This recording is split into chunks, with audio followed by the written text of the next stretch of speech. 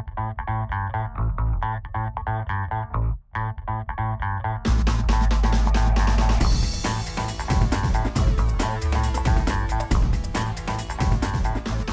happy Friday to you. It is September 17th and time for this week's Friday Funnies. And as you know, the Friday Funnies come to you every week for free. And that's quite a deal.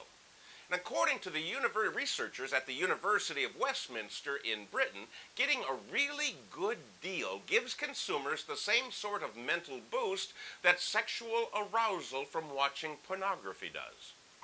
So, put down the porn and pick up the funnies. Please use both hands and prepare yourself for a pleasurable yet guiltless experience. It's the deal of a lifetime. Our first story takes us to Covington, Louisiana, where Jennifer Gilly got into a cab and told the cab driver to take her home to Michigan. When the cabbie refused, Jennifer went nuts and ripped off all of her clothes in the back of the cab.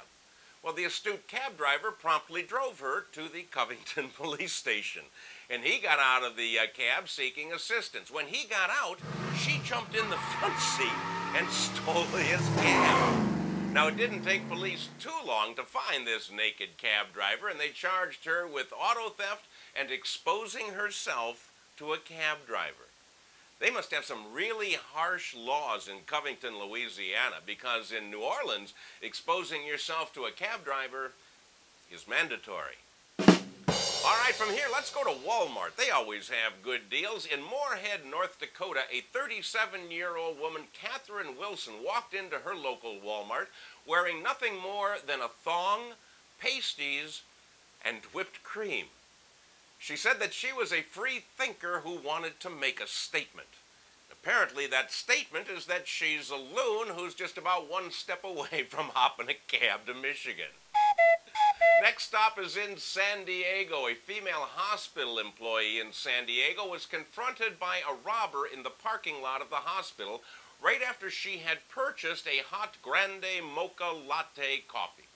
Now, when the robber came at her with a knife, she defended herself with the only weapon she had and threw her coffee in his face. The guy ran away screaming, going, "I asked for decaf." In response, California is now considering a 3-day waiting period on the purchase of coffee. Have you been to the IHOP lately? Well, if you're in Kansas City, Missouri, you have to be a little more specific. In Kansas City, the International House of Pancakes is suing the International House of Prayer for using their name and acronym. Now, they both go by the term IHOP, but while one serves up buttermilk pancakes, the other one specializes in food for the soul. And quite honestly, I don't see how anybody could confuse the two IHOPs, but imagine the surprise of the customer who wandered into the wrong one, and instead of getting his Rooty Tooty fresh and fruity breakfast, got a rootin' tootin' fire and brimstone sermon. Praise the Lord and pass the boysenberry syrup. And our last stop this week is down in Central Texas, where a jury sentenced a man this week to 99 years in prison for stealing a carton of cigarettes. They gave the extreme sentence to Leo Wilkerson because he is a habitual criminal with 8 felony convictions and 12 misdemeanors on his record. Leo apologized and said he will use his time in prison to quit smoking. Hey, that's all I have for you this week. Remember last week I asked you to come up with some new campaign slogans for my run for governor, not governor, who'd want that job, mayor of Chicago. And so far the best ones we got in this week were Dale, he sucks less than Daly, or Dale for mayor, more funny business for Chicago. Quite honestly, I think we need a little something more positive, so I'm open to your suggestions. Send them in and I'll see you next week.